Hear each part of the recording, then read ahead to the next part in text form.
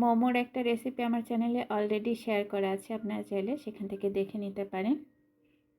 আগে একটা সময় ছিল যে আমার চ্যানেলের সব ভিডিওগুলো আমি রেসিপি আকারে দিতাম, তো এখন আস্তে আস্তে একটু ব্লগ আকারে নিয়ে এসেছি, কারণ সব সময় নতুন নতুন রেসিপি তৈরি করা সম্ভব হয় না। আর ওদিকে আমরা তো বিভিন্ন জায়গায় বেড়াতে যাই, সেই ভিডিওগুলো এক এক করে আপনাদের সাথে শেয়ার করেছি।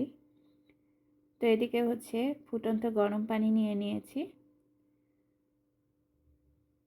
এখন এই ফুটন্ত গরম পানিতে চাইলে স্টেনারে ওগুলোকে সিদ্ধ করে নেওয়া যায়, তবে আমি আর স্টেনারে দিচ্ছি না, ডিরেক্টলি এই পানির মধ্যে দিয়ে দিচ্ছি।